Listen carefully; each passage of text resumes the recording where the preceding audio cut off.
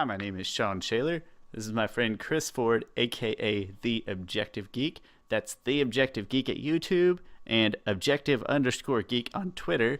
Got it right this week. I don't even know my own Twitter handle. Good job. I think it might just be Sean Shaler. I'm not positive. And then my I YouTube think it's channel just is Sean also Shaler. I think it is. I don't do anything fancy. So go find us on those places where we also talk Your about website.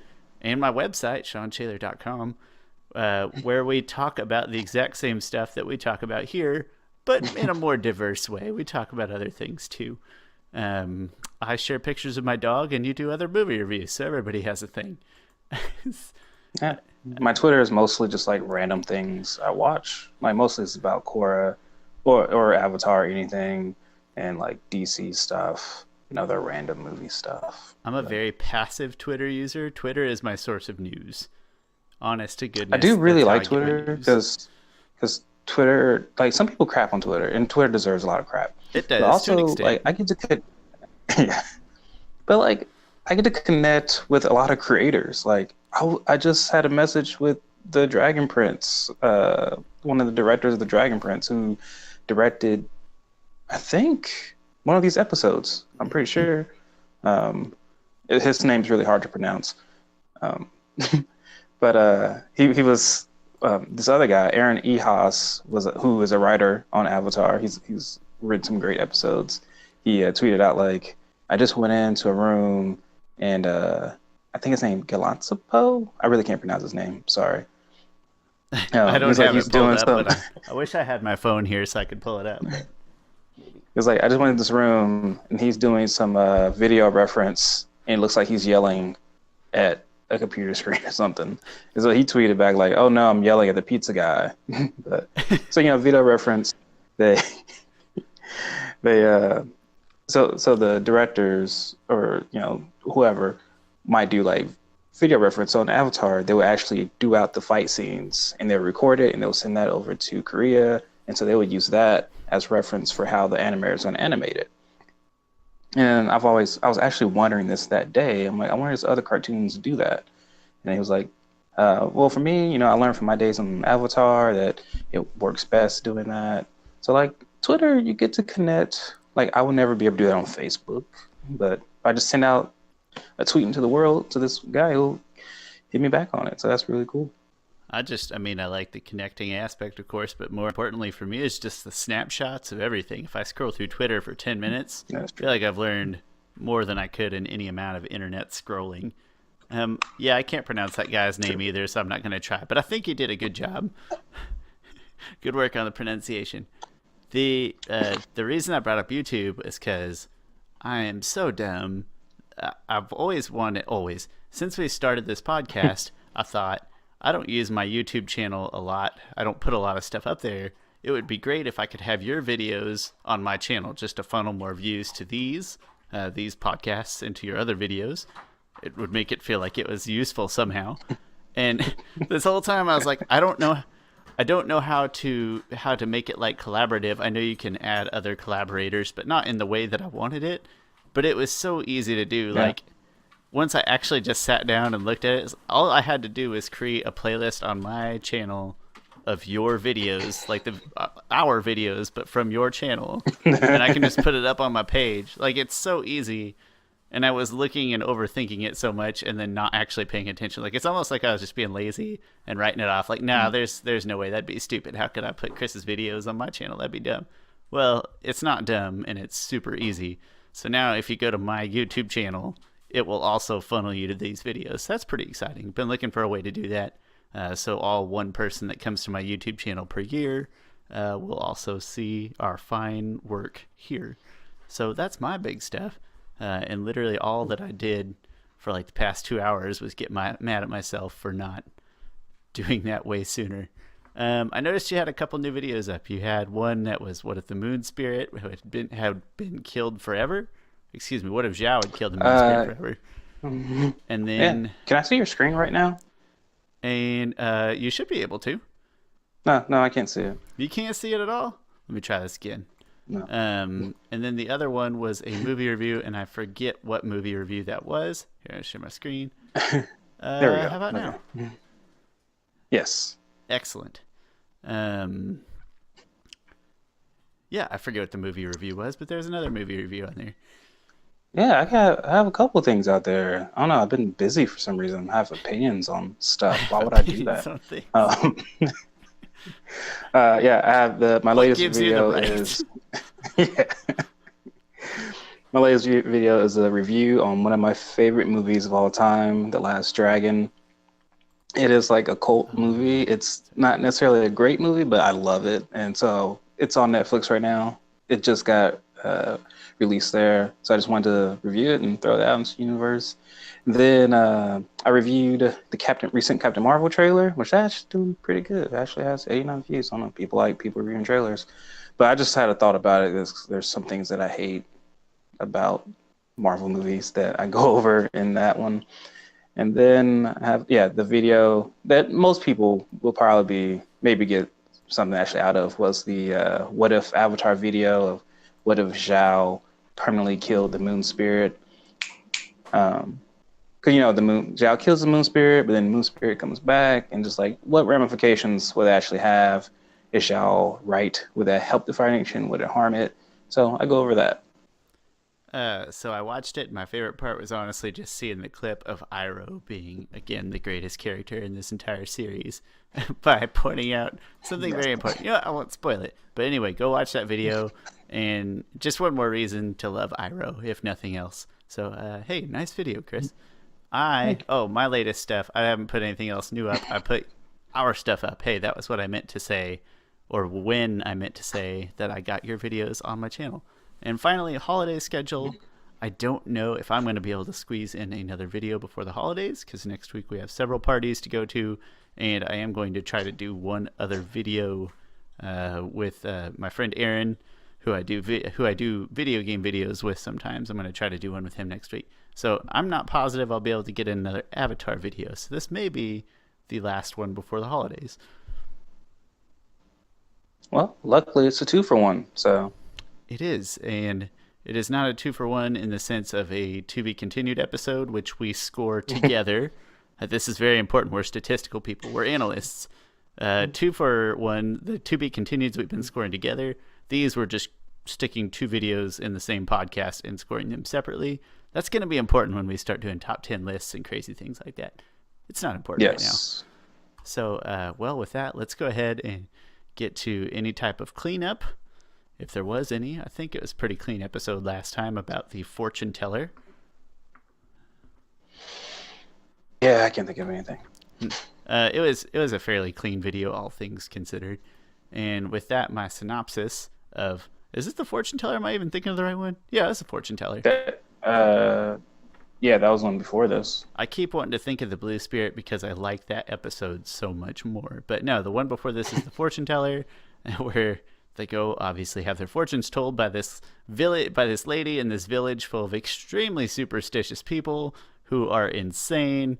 And as we pointed out several times, while the story in that episode is fine, it doesn't necessarily move any of the plot along. It could fit anywhere. I shouldn't say it doesn't move the plot. It could fit literally anywhere in the series. So as far as a synopsis, not much to say other than that they have their fortunes told, and there's a lot of decent humor, and it has a nice, exciting ending.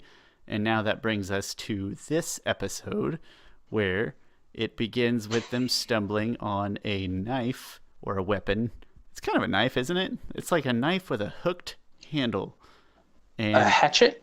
Yeah, kind of a hatchet knife thing that Sokka recognizes. And I'm going to go ahead and let you take it from here. Yeah, so Sokka finds us, and I do think this is a good Sokka episode. Oh, definitely. So Sokka finds this, that knife or the hatchet, whatever you want to call it.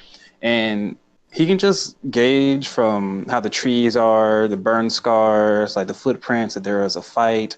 That not only that he could say that our Water Tribe members ambush these firebenders, and then that's what happens. And then they find an old ship, and then they come across Bato, one of their dad's old friends, who his dad went off to war with, but Bato was left behind because he was injured.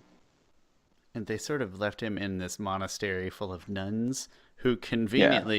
very conveniently, Very make conveniently. perfume to support their or their convent. I think I said monastery. I guess it'd be a convent type of thing.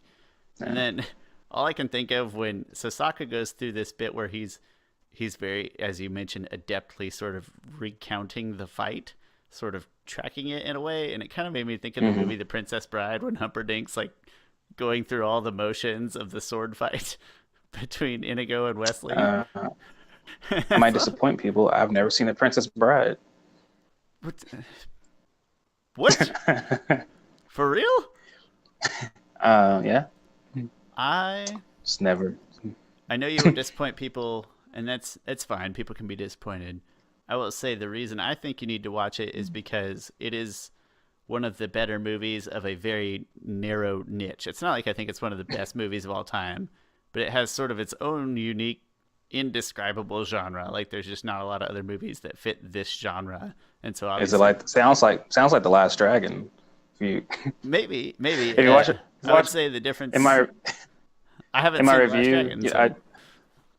in my review, because usually like I put movies in the genres and I have weights, and each movie within that genre have the same weight, so they're all treated the same. But when I got to Last Dragon, I was like, I don't know what the heck to put this in, because it's a comedy, but it has action, but it also has story, but it's like a kung fu movie. The Last And so Dragon I just took a straight is average. the same genre as The Princess Bride. Who knew?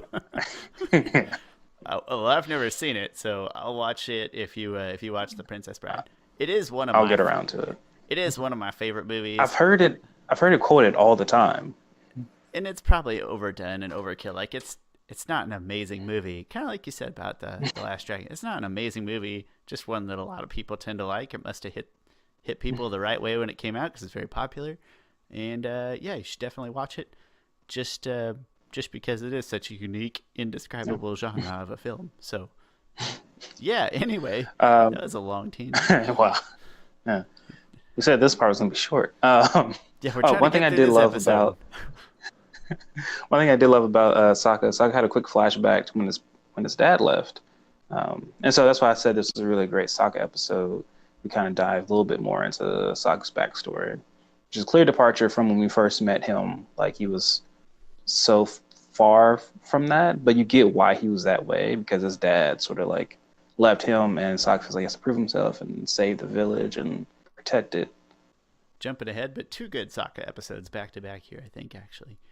So they see Bato in the convent, and they start sitting around, and Bato's getting all nostalgic with Katara and Sokka, and there's a good chunk of the episode that passes with them making a point to like neglect Aang, and so I'm gonna say it's a good like 10 minutes. I don't worth think of they're making a episode. point. It's like this they try is to make it one of very clear that he is being excluded. I think.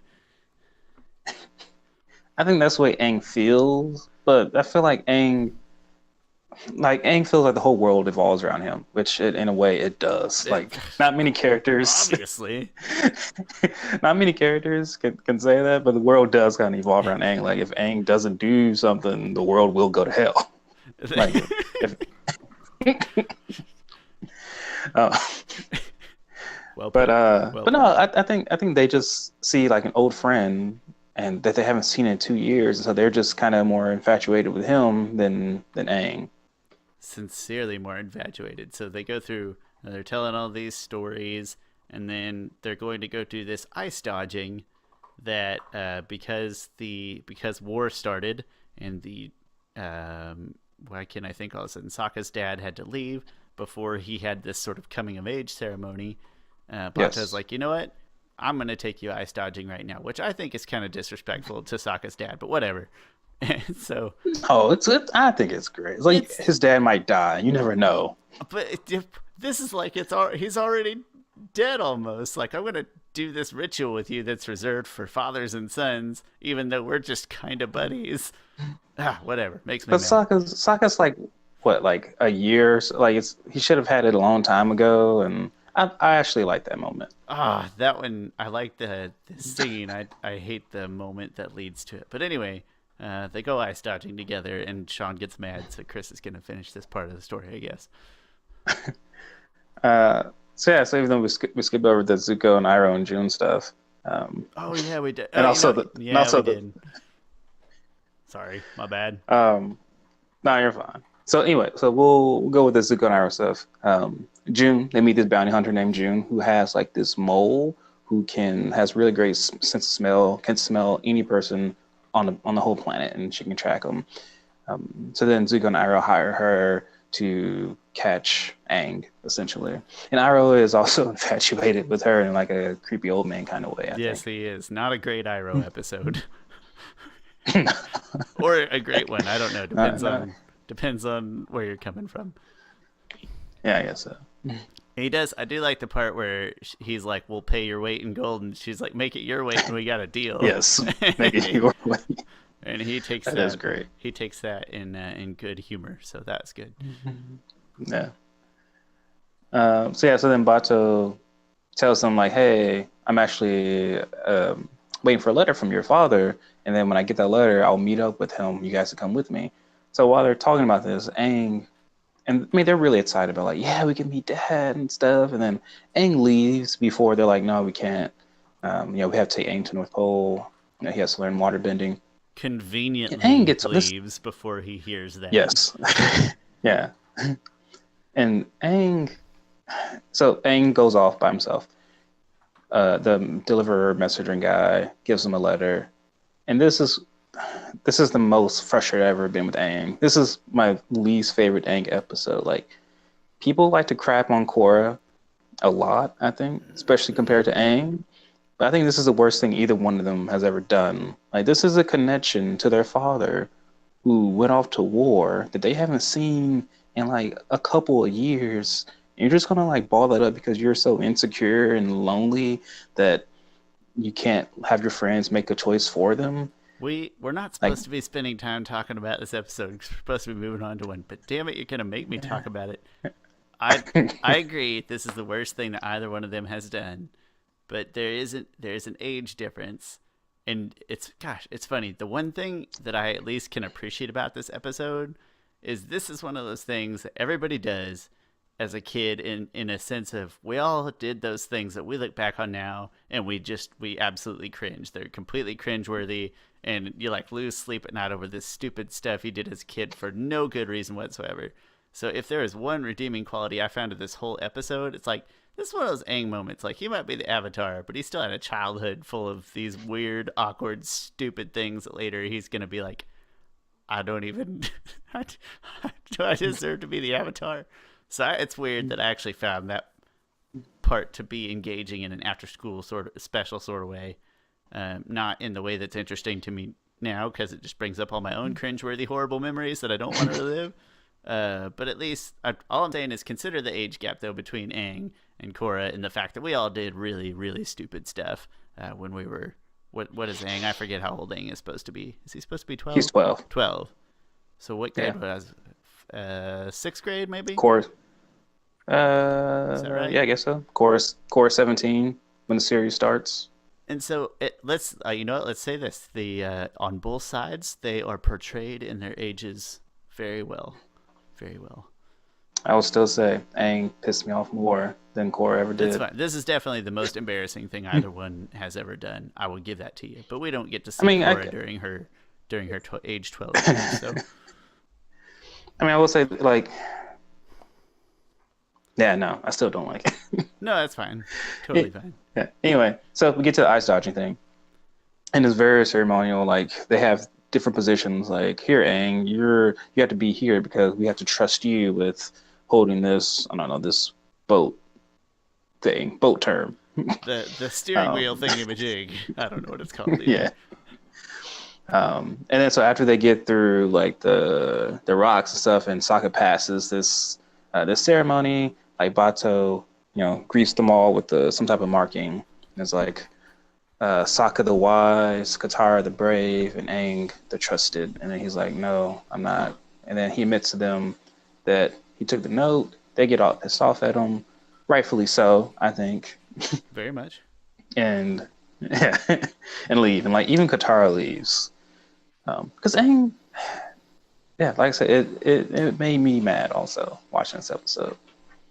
Totally justified.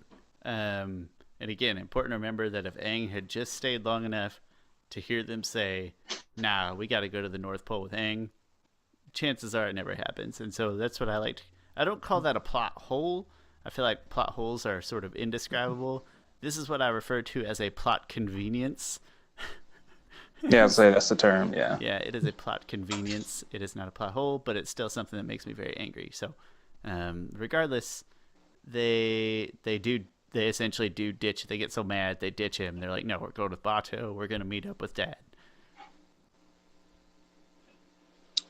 Yeah, and so the Zuko, Iroh, and June is still hunting them, I guess. And so then they track Katara's necklace, and they track it, and Aang knows it because the nun comes up to him and says, like, these people came, and they're tracking like a necklace. So then Aang goes back and pretty much has a fight, right? That's pretty much like the episode. Is that? That's pretty close, yeah. So they do track the necklace to Sokka and Katara, and Aang is not there with them, and so then there's some scene where Zuko's like, "Do you really expect me to be that stupid, or how stupid do you think I am?" And Sokka's like, "Pretty stupid. Run!" And then they run.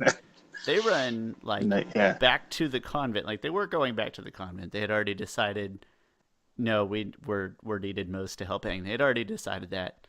But now they're essentially leading Zuko back to the convent where Aang is, which I also hate. And so then they all get back here to the convent where there is, for all other things being considered here, there is a very good fight scene, I think. Yes. Very good. Yeah, and they get paralyzed by the Shirshu, the mole, can paralyze you with the touch of his tongue, and they get paralyzed by it. And then there's a nice moment where, like, I wouldn't say nice, it's funny, where because you can't feel anything, you're paralyzed temporarily. Sokka's like, "Oh, I have some feeling coming back." And then, like, all this tile, someone crashes a wall and all this tile just falls on him. It's like, he gets hit by the tile just as his feeling comes back. I laughed at that part. It's the tile crash from that commercial that we showed, like, in our second episode or so, where Zuko gets flung up against the wall by a blast of air, and then those tiles, which you don't see in the commercial, obviously, fall and hit Sokka in the head. I did have to step backwards because there is one other small scene I like, but I forgot to put in here. Is that the Shirshu and June and Zuko and Iroh go through the fortune teller village, whatever the name of that village is, and the fortune teller lady looks at Iroh and she's like, "Care to have your fortune read, handsome?" But then it gets really deep. He's like, "No, at my age, there's only one great mystery left, and I'd just as soon leave it a mystery." And it's just a really nice, cute, like 5 seconds of scene. They also go back to the old lady. And the old lady, crazy old medicine lady with the cat, and she's like, "Mrs. Flufferkins," or whatever the cat's name is. "You've been causing trouble with the Fire Nation again." Again, being the keyword. That's fantastic. So, not stuff they really needed to put in there, maybe filler, but they were pretty cute little, like, 5-second chunks of scenes. So there is a really great fight scene. The fight scene is great. And it's pretty long too. I think I clocked it at like 3 minutes of just pretty solid action from beginning to end. When in the end they essentially use the Shirshu, I keep forgetting his name. They use its sense of smell against it by dumping all this perfume that, again, conveniently, these nuns happen to have sitting all around the convent, and they start dumping it all out, and it drives the Shirshu crazy. And so the fight doesn't end maybe as exciting as the rest, but it is a good fight scene, very redeeming quality to the episode. Sure. And then they decide they're going to go to the North Pole together, and that's basically that whole episode. Yeah, and I feel like Aang doesn't really apologize. Like, he does, but it's more like, like I'm not really sorry, but I'm sorry, kind of like. It's like I don't want to feel the guilt of what I did, and so I'm gonna play it really coy. Like, here you go, Katara, here's your necklace. I call that. And then she kisses him, like, yeah, what the heck? What a weird way for a first kiss to go. That was weird. on behalf of Zuko too, by the way, she's not really kissing him. She's kissing Zuko. Thanks for the Yeah. necklace. I hope this is not where the Zutara fandom started. No, I think it started episodes earlier. Those people need to accept that you are defined by the choices you make, and they need to move on. Those people are probably half the people watching this. There's the other 10 people. They're watching, like, hoping that we're going to support these crazy conspiracy theories. Well, we might, but probably not. No, I really don't. I kind of really don't like Zutara because it doesn't make any sense to me. I don't mind that people create this sort of headcanon. I think that's great. But yeah, that's not what I support. I call Aang's thing a guypology, which is like when two guys get in a fight and then they don't really want to apologize, but you try to still like be cool with each other. Like you make the effort to make things cool without ever saying that you're sorry. That's a guypology. Yeah. So I went ahead and put our scores in next. I figured we'd do the scores for this one and then move on to the next episode. So I'm going to hit your scores if you are ready to offer them. All right, audiovisual 7.5.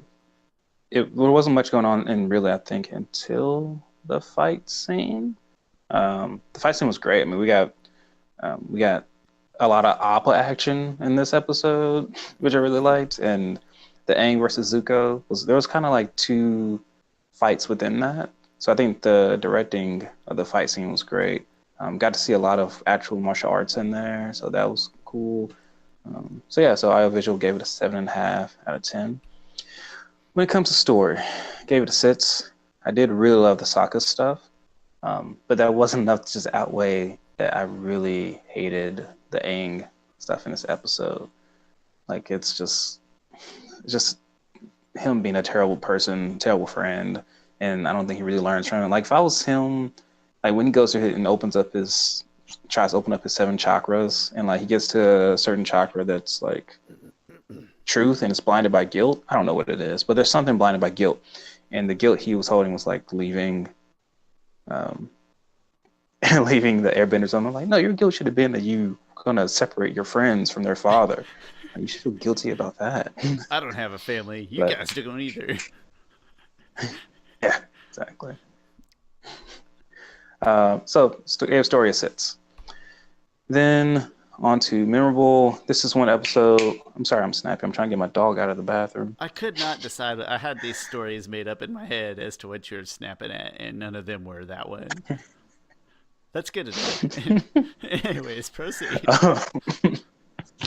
This is one episode where I often don't mind skipping. Like, I like this episode less than The Great Divide, I think. I forgot just how much good the Saga stuff was, but still 5 out of 10. It's probably my least favorite episode. Fair enough. So that gives us to a 6.4 out of 10. And yeah, not to give away any spoilers for the future, but that's pretty low on the old list. Audiovisual, I went 7.5, which I think is what you did. There was not a ton of great sounds or anything in this, but you do, like I said, you kind of get flashes of a lot of different things. All these old callbacks to these other towns, seeing the Shirshu, like seeing smells in color, that was kind of fun. And the fight scene was very detailed animation. We get a lot of good fight scenes in Avatar. Some are more detailed in their animation and background and everything, and their texture, I guess, than others, and I felt like this one was very good. So honestly, if anything, I would have put this higher, other than that it just not like any epic music scores or anything. It really boils down to one good fight scene. So 7.5. Story I gave 6.5. Again, very after school, especially. Maybe it's more interesting to somebody who is, like 15 years younger than we are. But at this point, yeah, it's very frustrating, and it's very full of conveniences that are necessary to fit it together. So I guess it just feels a little bit like lazy storytelling. So if I could go back, I might even drop that down a hair. Lift audiovisual up a hair, story down a hair. It all balances out, whatever. Memorable 6. The only reason I remember it at all is because of Bato and June. I can't remember the Shirshu thing's name, but I do like June. I think it's just the Shirshu. Oh, no, it's Nala. Nala, that's it. Nala, yeah. And then I like seeing Bato, and that's the only reason I remember this episode all is that they're present. Even the good Sokka stuff, like it's not something that would stick out to me. Like if you showed me the name of this episode, I'm not gonna be like, oh yeah, Sokka's real good in that episode. I'm gonna be like, oh, that's the one where they meet Bato. So yeah, in the end, pretty close to your score, maybe a little higher. Yeah. Not a great episode. Go ahead and it's not necessary. If you got to skip an episode or two, you can skip this one. Averages out to a 6.5. That's pretty low on our scale. It is pretty low. But on the bright side, that brings us Yeah, to... I did. Oh, sorry. Go ahead. No, I did forget. I didn't really pay June that much mind. I did really like her as a character. I liked her character design. I like her Shushu, and she does show up again in the series, and she's a cool character. Yeah, she's kind of a nice short-term, what would the term be, like anti-hero? Like she is the bad guy here, but not anti-hero is not right. She is the bad guy here, but she's not necessarily she's a mercenary. That's really all she is. She works for money. Yeah. Well, in actuality, she's a bounty hunter, so kind of the same. Also, she was BA, and she was funny. Like when they get into the bar, they're like, "Oh, we need you." Like, oh, she's like just won a huge gambling thing, so she had all this like money. She's like, "Oh no, I'm really short on cash right now," and then just says drinks for everybody, and then. I also like that it wasn't because of her unreal abilities. Like she had the sheer shoe, and I like how the sheer shoe operated. That was very cool. But it's not like because she was like an amazing martial artist or had like her own super powerful bending or anything. Like she was a pretty ordinary person that knew how to that had a real good connection with essentially her giant dog, her large mole pet. So yeah, I also kind of like that. She's a BA, but not for sort of unfair reasons, I guess. So yeah, but like I said, it's not a great episode, and I think you can skip it, and you really won't miss anything other than maybe those two characters. But the light at the end of the tunnel is a more interesting episode, which is episode number 16 that comes next, and it is called The Deserter. So obviously you don't need a synopsis. Chris, why don't you go ahead and take it away? Yeah, so Aang, they're like Aang and the crew. They're in a Fire Nation colony. It's still in the Earth Nation, but it's just a Fire Nation, Earth Kingdom, but still a Fire Nation colony. And they come across a Fire Nation festival, and Aang is like, hey, there'll be nice firebenders there. I can finally learn firebending. And for some reason, they go along with it, even though it seems like it's way out of their, like that's not the plan. What a horrible idea. Yeah. Whatever. Yeah, so they get there, and Katara gets, like, there's a magic show or something, and Aang thinks she's in trouble, so Aang outs himself as the Avatar, and they run, and then this, like, weird guy helps them out, and then they meet Zhang the Deserter, who used to be an admiral or a commander. General. I guess, or general. I forget what he says, but the crazy guy. And then Sokka's like, we get it. He was highly ranked. I love the crazy guy. I forget his name, but the crazy guy that brings him up there. He's a myth. No, a legend. He was the first man to defect from the Fire Nation and live. I was the second, but you don't get to be a legend for that. It's okay, though. That's okay, though. I love that guy throughout this whole episode. Oh, man. Sorry, I didn't mean to interrupt. I just really like that guy. Yeah. So then Aang's like, great, this great master will be able to teach me firebending. And then the guy comes back to him and was like, nah, he won't teach you. He can just tell you're not ready. Like from the way you walked in camp. How judgmental. Yeah, very judgmental. And then Aang gets kind of like, no, I have to go talk to him. So Aang goes talks to him. And then Zhang is like a walking fortune cookie. Like but it all sounds good. It's like Aang is like, you have to teach me. Overdone, but he does. It's a little overdone. But they do a nice job of making it all sound very, very sort of crisp and clear and not too floaty. Fortune cookie. Yeah, that's a good way to put it. Yeah. But like what he says makes sense. Like Aang is like, I know, like you have to teach me. Like it's my destiny to learn firebending. He's like, destiny? what does a child know of destiny? If a fish swims in a river, does he know his destiny? Does he know the river's destiny? No, he cannot see that the river goes out into the ocean. It's I really should. I should just grab that clip. You know, if I can find it, I might grab that clip and put it in here because that's a pretty good little chunk of explanation on Destiny. Good work. Yeah, no, Good work, yeah. If I can find it, I'll snip it in right here. And I think this is the scene where he goes on to be like, no, you need to learn water first because water is cooling and soothing. And you need to learn earth because earth is stable and is firm. But fire is alive. Like fire grows, it breathes, like it expands, it destroys. You're kind of glossing it over a Which, little bit. I don't think he says do that first. I think he basically says you do those things, and I'm still not going to teach you firebending. Like I think he kind of straight up refuses. Like, no, he does. Not just now, but going forward, he's like, you're not going to learn firebending. Period. He's kind of harsh on firebending. And then,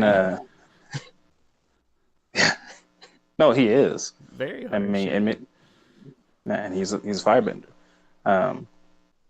Then we get a glimpse of Avatar Roku, which I love the scene because he's pretty much Zhang just talking down to Aang like, no, you do not get it. You are too weak. And then right at the moment, like it goes dark and then light.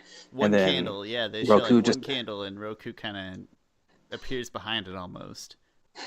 Yeah, and Roku just says, "You think I am weak? I have mastered the elements 1,000 times, and I will master them 1,000 times over. You will teach the Avatar firebending." And then like it's very much. I'm pretty sure they went for some biblical equivalent here because he burns the bush and everything. Like this is literally a burning bush coming down from the freaking spirit of the world, telling someone to teach this Messiah type figure to do something. Like there's a touch of epic in there, yeah. But I do have, I wouldn't say an issue with this. It's just it's either not a misconception. It's just I can't think of the word I'm looking for. Discontinuity from here, because Roku says that he's mastered the elements 1,000 times in 1,000 lifetimes. All right, we know first Avatar. Spoiler if you haven't seen Korra, whatever. We know the first Avatar is Wan, which was 10,000 years ago. We know that. That's fact. I don't know the average lifespan of an Avatar, but it's probably about 100 years, give or take. And so that is only 100 Avatars. I would just chalk that one up to a literary device, just figure of speech. Yeah. But I see that's fine. His math is bad. Is that why you rated him low in your Avatar rankings? Like Roku, bad at math. Roku's math is terrible. He's the worst. Not good at data analytics. Not Roku strengths. Come on, Roku. Anybody can do that math. I mean, Kyoshi alone lives to be 230. It's at most 100 Avatars. Tops. Yeah, but I'll chalk it up to literary device. But yeah, I would say actually, this scene kind of made me rethink. You know how one of your pros for Korra is that in theory every avatar kind of has the foundation of all of the avatars before them. I don't know if I don't want to put words in your mouth, but yeah. Well, that I think she is the strongest avatar because is that where you're getting to? Like within the avatars, just all their past lives. And that's what the avatar state is. Yeah. Well, yeah. Not necessarily. Oh, were you getting? Sort of. I was just getting. That was a point that you made was because like she's the next in the line of avatars, and they always have that sort of presence of every avatar before them in the avatar state. But this did make me think a lot about that and how, like, yeah, in a sense. But if he literally has to relearn it, like Roku is fully aware as an avatar that you relearn it in every single avatar lifetime. Like it doesn't sound like. I don't know. It doesn't sound like you really get to build on any of the previous avatar presence or beings or whatever. Like you're still your own individual human being. Now in the avatar state, you might have access to all of them, but I don't know if that. Yeah, it's only in the avatar state that you have access to all their power and knowledge. But even okay, in the Avatar state, if you do have that access, I can see that. So in the Avatar state, Yeah. I can see that argument. Okay, that's That's all I why need to Aang see. in the first episode knows how to waterbend in the Avatar state, but he didn't know how to do it just by himself Fair because all enough. his past lives know how to waterbend. It just made me think a lot about the Avatar still having to be their own totally individual human beings, Yeah, even though they are they Avatar. definitely do. So, regardless, it's a cool scene there when. So then Roku goes away after this like crazy dramatic angry scene, and then Aang's just like great, like it's just Yeah, stupid happy Aang again. And so yeah, because there's John still sees Roku's like, fine, I will teach you, and then it goes back to being that, and and then yeah, Aang says great, and then John was like, ugh, you're not Roku, like I hate this I can right already now. tell this is gonna be a pain. Literally, But apparently Roku seemed like he was gonna threaten my life or something. I Roku was pretty pissed. He looked pretty pissed. Yeah. Like, gosh, I called him weak one time. The guy throws a fit. Can't take can't take a joke, Roku. At least Chill. at least it wasn't Kyoshi. Kyoshi would have killed him right there. This Like, you don't call justice. everybody like they wouldn't say they give Kyoshi crap, but they always talk about like she's like bloodthirsty. But I don't think she's Which that yeah, I think that's bloodthirsty. I think that's headcanon exaggeration. If you I do too. Like, sure, just because she was fine with killing people, like most avatars are fine with killing people. she yeah, I well, think Yang Chen, we had the same thing. There's just like less evidence, but like she yeah, was totally cool killing people, and she was an airbender. She yeah, was she was supposed to fine. be from what I would stereotype as the, I guess the peaceful nation, if you will, or at least the Yeah. most pacifist nation. And she killed people, whatever, don't matter. But, anyways, But Kyoshi kills one person on screen, and people just label her as a bloodthirsty person. Then,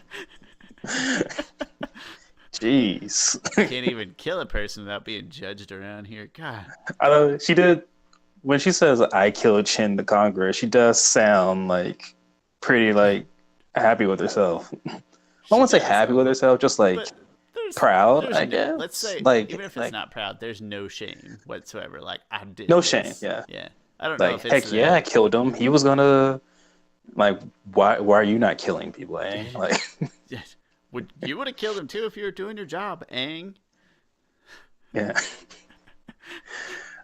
Anyway, we got off on a tangent there. That's fine. I like any discussion about the previous avatars. Yeah, that's always what. So Zhao teaches Aang, and even when he's teaching him, I love when he's teaching him. It's like pretty much just like stances, like that's it. Like just work on your stances, and work on your breathing. You got to be quiet. And Aang keeps talking, and then like Zhao's like, you listen, you see that girl over there practicing? She's quiet because she knows she has to concentrate. Even that oof over there is quiet fishing. Over there. Hey, Yeah, it Sokka's like, takes him hey. a second to respond.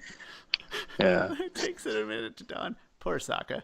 I love And the part too where Aang's like, Aang is just so. Keep going.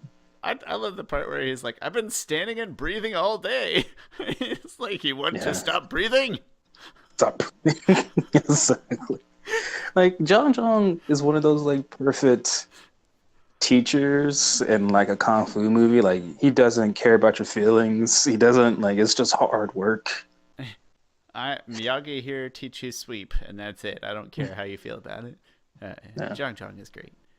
Maybe, like I said, maybe a little over the top, but again, we're talking about a kid's show. Over the top is fine. Yeah. But Aang is he's so impatient oftentimes. But finally he does learn some patience. And John does say like, oh, I had a pupil once who also didn't want to do the basics. Like he just wanted to know firebending so he can defeat his enemies. Like firebending is kind of well, he doesn't say it's more than that, but he just says, you know, his old people just wanted to defeat his enemies. To clear And the so Aang obstacles from his path, yeah. yeah. So Aang finally like agrees, and John teaches some actual firebending. And I do love this technique. He gave him a leaf and he put like a hole in it, and it's like just keep the cinders right there. Like they can't If they go too far, don't let it burn the leaf, essentially. Like, and the way John talks about firebending, even though we come to learn that it's not the right way of firebending, and in future episodes, but it's just makes so much sense. Like, no, like firebending isn't about when you're trying to teach someone firebending, it isn't about like how to just blast everything. It's about how to contain that, because fire just spreads and grows. Like that's a legit concern. There's a very deep message in that leaf. Yeah. But then John goes away, and and Aang figures out how to just like turn the fire right on, and he's just playing with it. He's literally playing with fire, like, and he in playing with it, like Katara's like warning him, like, "Hey, you should be careful. Like, you shouldn't be doing all these techniques and stuff." He burns Katara's hands, and Katara cries about it. John like tells him to leave. He won't train him anymore. Sokka gets mad. He like throws Aang to the ground. And to me, these are two terrible Aang episodes back to back. They really are. Aang is not good in this one either. Now, it's more palatable. Yeah. He's better in this one. Maybe more relatable, like we've all been impatient before. But yeah. He's definitely better in this. I don't hate him in this episode. But it's like, not. I did hate the impatience part, but it's not a great. But Aang I get that more. Yeah. You want to stop? Yeah, and then we learned that Katara can heal. I love that part so much. Oh no, it's great. Sorry, I didn't mean to interrupt as you're actually trying to move forward.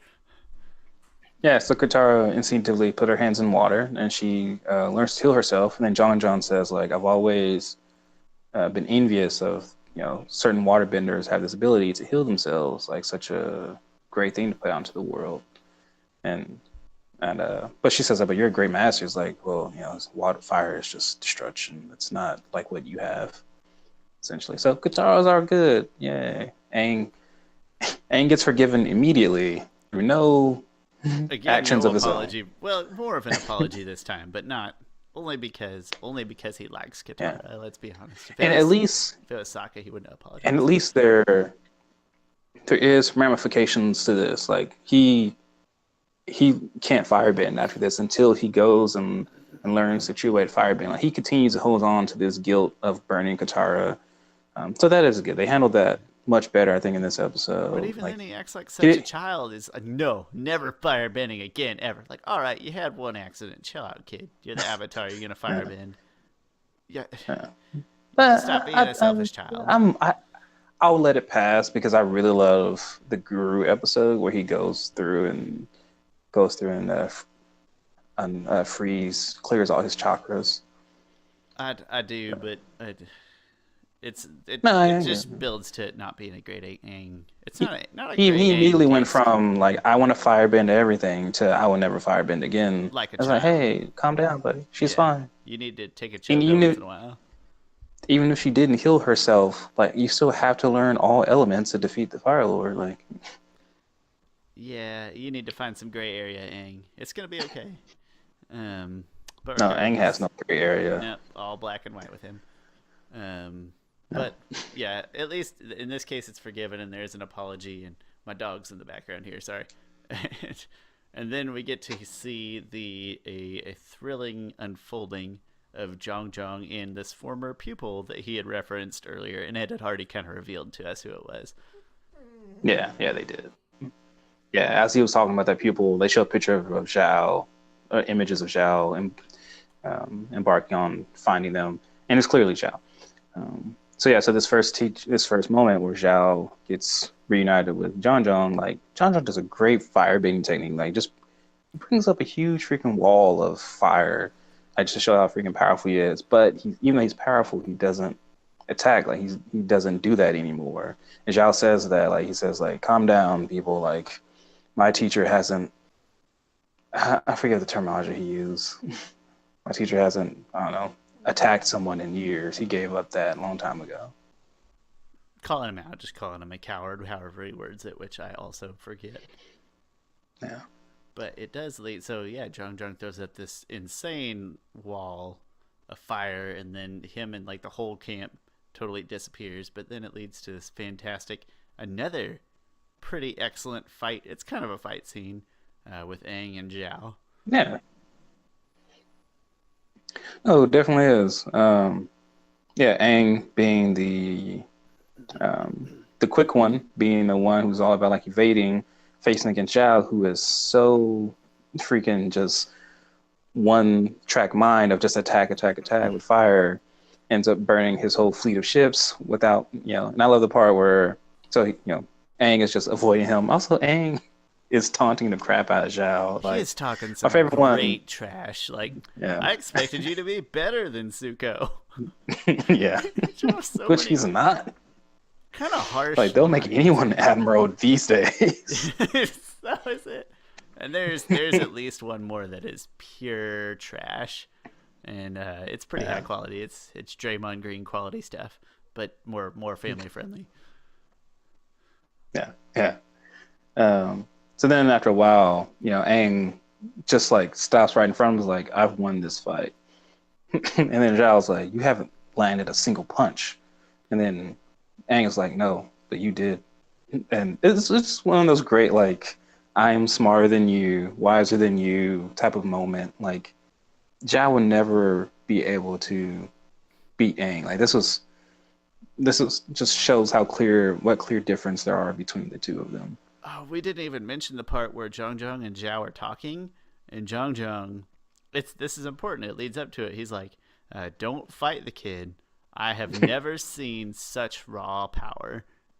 And this is right before it leads up to this fight. And in my head, that's important because it builds it up even more in Zhao's mind. Like, yeah, watch this. I think I can handle a child or whatever.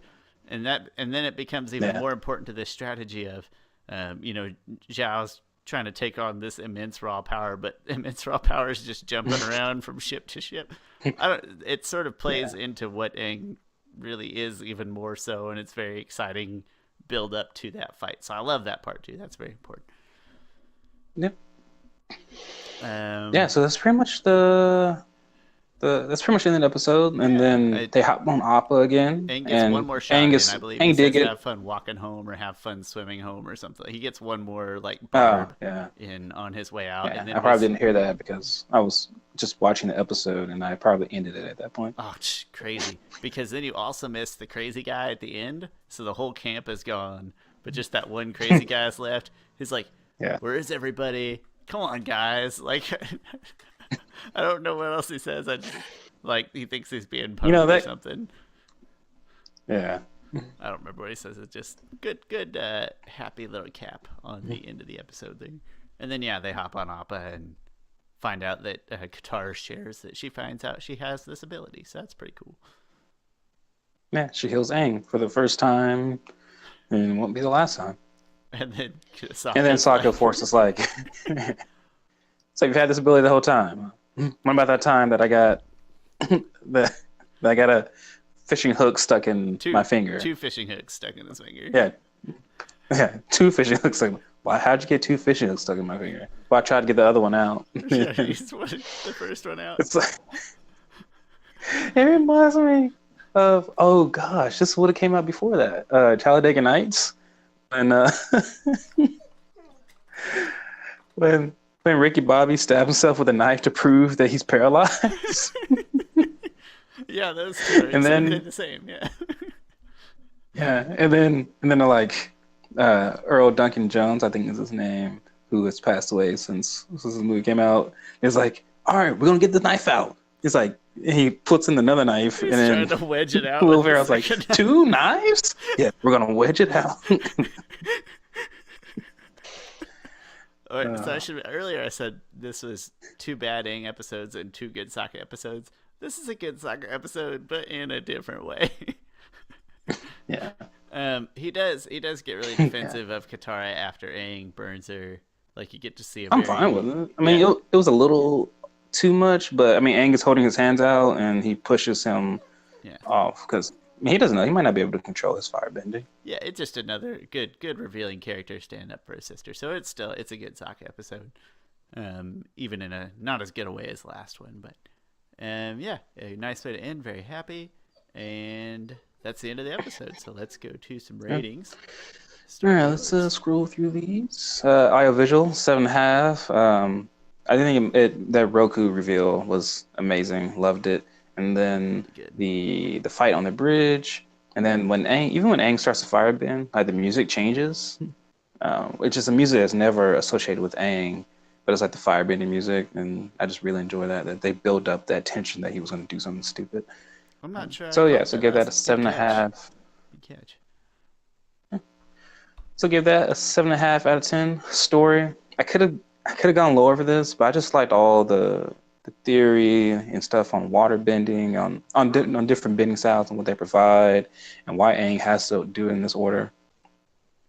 I think I was probably a little, maybe too generous to this, but I really loved all that aspect. Anytime you can get to talking about the elements and what they mean, even if they're not correct, it's how you might interpret it. I just really love that. So gave that, even though, and also hated Aang's part. Yeah. Hated Aang being kind of being impatient. Yeah. But still, a few bad Aang moments. Yeah. 7.5 out of 10 on that. Then memorable, yeah, this is 8 because I really like John Jong as a character. These past 2 episodes, we met two characters that they come back at the same time towards the end of the series. Oh, that's exciting. And and also John Jong he's a member of a certain society. So yeah, he comes back and that's a lot of information. But just love being introduced to John Jong. Love the Avatar Roku. Anytime any avatars come back, that's always one of some of my top moments. So give that an 8 out of 10. Comes out to 7.6. Pretty respectable score, absolutely. Let me see. We're very close on both episodes, or at least like on the same kind of curve. 7.5, same things you mentioned. I'd probably, if I go back, I'd take this up maybe another half a point because I didn't catch like the music changes or anything. There's a lot of great, interesting firebending in here. It's probably not the most diverse episode, but 7.5, 8, whatever. It's good audio visuals. Story I dropped a little bit because of two main issues. And first, it's that not only is Aang not great in this episode, but I really hate that he gives himself away at the Fire Festival. Like, I hate that he gets them to go to the Fire Festival. Like, he talks them into it. And then I hate that he gives himself away up on stage for such a stupid reason. Like, she was not in any danger, and I feel like Aang should have known that. I don't know. So that made me mad. And then the other thing that makes me mad is we keep episode time and time again. We try to build Zhao up, and somehow Zhao just keeps getting promoted. He has never done anything right ever. He's not. He can't beat Zuko. He's got all these archers on his side. He can't even beat Zuko again, and now he can't beat Aang. Like, why? How does this guy keep getting work? I don't understand. But other than that. Which may be a little too harsh, but other than that, I really do love Zhang Zhang. I love the crazy guy. It's not a great standalone story. Like it's one of those that fits much better in the larger scope of just binging through a season. And it sticks out in a good way, but it's a good story. And then memorable 7.5, mostly there again because I really like Zhang Zhang and the crazy guy. And as you mentioned, he's a veritable smorgasbord of great wisdoms. And so this one does stick out in my mind. I can't always remember. I'd rank it higher, but I can't necessarily always remember like Zhao's pieces or the Fire Festival. I just remember sort of Zhang Zhang as a character and his interactions with Aang. Otherwise, I'd rank it a little higher. Oh, the Zhao and the Fire Festival. I remember the guards that were running it. They're like, well, yeah, he got away. Yeah, but at least, crime was down. There were no fights. Yeah, there were no fights. And Zhao's like, I don't care about your local crime. And like I said, I would definitely rate the whole episode higher and memorable but like I always forget all of that stuff kind of happens. Like I know that Zhao has a role, but mostly when I think of this episode, I'm really just thinking of these interactions between Zhang Zhang and Aang. But overall 7.3, and that rates, I think that's kind of towards the middle of my pack, if I'm not mistaken. So together came out with a 7.5, good strong score. I think we'd both recommend this episode, although it's probably not super easy to watch on its own, if that makes any sense. Yeah. but it's still a very good episode. Highly recommend. And that is the conclusion of our 2-for-1 holiday episode. I feel like we got to end with something holiday theme. I got it. Chris, what is on your Christmas list that is related to the Avatar universe? You did ask me that before, Oh, but I did do I? want this one book called. I did. Well, You're right. well, it wasn't. I forgot. Well, you did, but I forgot to. I forgot this one thing was on my list. Was this book called Avatar Legacy?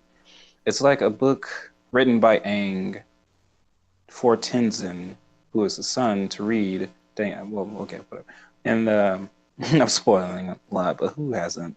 Like, whoever's watching this has watched all of Avatar. If you're investing any time into what we're doing right here, you're pretty well versed. Yeah.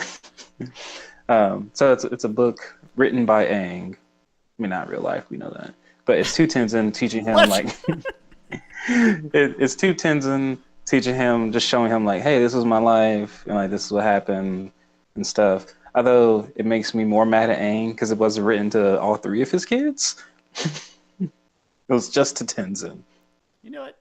Maybe we should talk about Aang's sometime, not tonight, but sometime we should talk about like Aang's qualities as a father, because I think he had a few misses as a dad. And potentially he definitely did. Husband. Yeah, it's okay. I'm actually fine with does. some of his misses because it humanizes him. Like a lot of times, Aang is like so. Even though this episode I hate him in there, I think he's more so perfect. More of the time he's perfect than being wrong. We need a few of these episodes in a sort of humbling way, and so yeah, sometime it'd be fun to look into Aang's just like a whole episode about maybe Aang after Avatar. We could do something like that. It'd be fun. Yeah, or the untold Aang stories. That's real clickbaity. The Aang story is told somewhere else, but not in this TV series.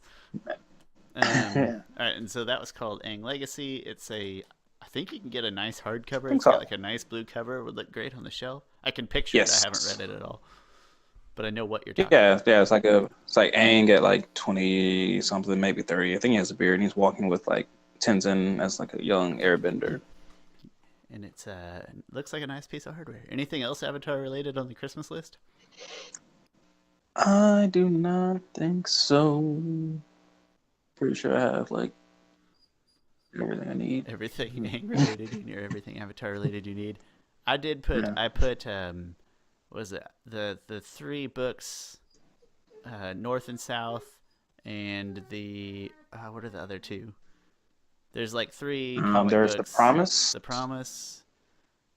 There's The Promise, The Rift, The Search, and North and South. And North and South. Okay, I forgot The Rift.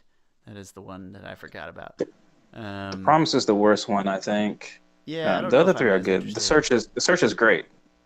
And I love The Search. I'm kind of the least interested in that, only in the way that we've talked about it enough that I have a pretty good idea of what happens. Yeah. Not that that's a bad thing, just in terms of getting it and reading it. So North and South and The Rift was one I was forgetting to put on there. I've got those on my list. And The Rift is about it's kind of the rift between Toph and Aang's relationship. And then the other thing that I did have on there, but now I got it, is I did get the Legend of Korra set, so now I can binge the whole way through on one of these fine vacation holidays. And then the last question I was going to ask you, I think when we originally talked about the Avatar live action on Netflix, I don't think at the time we knew if it was going to be a movie or a series. Am I mistaken in saying that we sort of have confirmation that's a series? Yeah, it would be a series. Okay, I don't know that we knew that initially right out. I think there was just speculation, but I think now we know it's a series. And I'm pretty happy because today I watched the live action Bleach on Netflix. I know we're talking about 2 totally different worlds. No, I watched it purposely just to kind of get a sense of how I think Avatar might be. I was thinking I was going to review it, but then I was kind of like 2 weeks late. I just wanted this sense of what kind of quality are we dealing with in terms of Netflix's live action. After I watched it, I decided there's very little we can learn because we're talking about one as a movie versus another as a series. one is such hardcore manga material, whereas Avatar was built to be a cartoon. Like, but it's all I'm saying is that it's good that they're gonna be that we shouldn't judge them together, because I did not really like Bleach all that much, and I do like Bleach the cartoon. I've seen I never really watched it. probably most of Really? Bleach Huh. I have seen. It's a lot. But only The once. It's I not think something I I've like. watched through multiple times religiously, but it's something I'm familiar with and I do enjoy. And I was not very I liked happy it with the enough. Netflix adaptation. It was okay. I struggle with dubs because you lose a lot of sort of dynamic ambient sound, and it makes the whole movie feel very thin. So I do struggle with dubs, and that kind of hurts my perception in a way that's not fair. I get that, but anyway, Bleach is out there live action, and we do know that Avatar: The Last Airbender is going to be a series, not a movie. Weird way to end it, but that's what I got. Yeah, I mean, and right now Netflix is like diving deep into anime. Like they're hitting Very that hard. button hard. Like they're making a live action Cowboy Bebop movie, or series. I'm not sure if that would be a series or a movie. I keep seeing these things and that, it- like Bleach. I didn't know it was a movie until I clicked into it and turned it on. Like I didn't realize until I played it today that it was a movie and not a series. So yeah, Cowboy Bebop. I have no idea which one it is, movie or series. And but then they're hitting it they're very hard. Yeah, and then they're bringing back. They'll have Neon Genesis Evangelion something. Our friend Robert told me it was one of the best animes.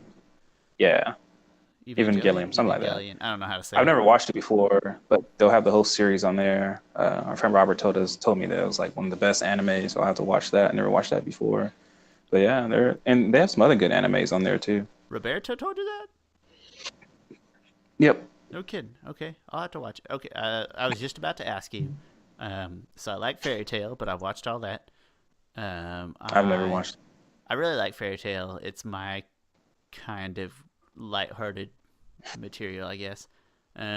Seven Deadly Sins, I watched a little bit of that because I heard it was very highly touted. I'm not as engaged in that one. So Someone told me it was great, and then I watched it. Oh, I watched like 5, maybe 6 episodes. I was like, I don't get it. Like, same. I told somebody, I was like, I love Fairy Tail, and they're like, you should watch Seven Deadly Sins. I see why the comparison is there, but it's like, if I like Fairy Tail because it's here on the spectrum, then Seven Deadly Sins is like way too far in that, I don't know, way too far beyond it on whatever little spectrum of anime that I enjoy. But that's just me. So, hey, if you have any suggestions, but I will do Evangelion, whatever that is. watch Attack on Titan, I haven't watched Attack on Titan yet, but I should. and also My Hero Academia. Although that's not on Netflix. That's not. Oh, but hey, I keep meaning to ask you if I can steal your Hulu passwords. I can watch it on there because I think it's all on there, and that is one that I'm Yeah, I interested mean Hulu's a little harder. You might have to just watch it during specific times. I think Hulu's pretty like a hardcore, and you can only have it up on one time. And my daughter watches Hulu here and there, so like probably like anytime after 10:30, you could probably watch it. But, after hours Hulu time. yeah, Hey, you know what? If I'm stealing Hulu information, it's hard to argue. But no, My Hero Academia is one that I have long been interested in, but it is not available to me by regular means. But I think I will like it. yeah, X-Men I vibe love to it. Yeah. X-Men's probably a cheap way to describe it, but that's the first thing I think of is a weird way of having X-Men in its own special little world. Hey, like I said, that's a weird way to end, but good episode. Nice holiday ending. And thank you very much for tuning in. Again, this is Chris, The Objective Geek, and that's The Objective Geek on YouTube, or you can go to my YouTube channel and also be directed to this fantastic content, and Objective_Geek on Twitter, and then my name is And Sean. thanks to I now have 70 subscribers. So 70 picked up some in the past couple of days. And I'm gonna try my best to funnel some more your way. Maybe we can turn you into a legit 100 subscriber. That's a celebrity status, right? I know there's guys out there like everybody else has like 5,000 subscribers. Well, we're gonna get you to 100. It's gonna be amazing. Just hey, if you start putting commercials in my videos, I'm not doing this with you anymore. I hate YouTube commercials so much. I'm not going to the premium. I'm not paying for that. and I don't like commercials I, on my YouTube videos. I don't have the premium, but I did do the 3-month free thing, and I honestly don't need it. Didn't matter that But much. will definitely cancel before. I will say that when we turn your channel into like something celebrity status, everybody says that you don't make enough money off of the commercials anyway. That you just need sponsorship. So we just got to go find somebody who's rich and has a product to plug and who loves Avatar to be a sponsor. And then we'll be like, listen, we don't even want your money. Just send us toys, whatever. Yeah. Sponsored by toys. Anyways, that's the Objective Geek on YouTube, Objective_Geek on Twitter. My name's Sean Shaler, and just search Sean Shaler wherever you are, and you're going to find it. It's going to be great. Thanks for tuning in. Happy holidays.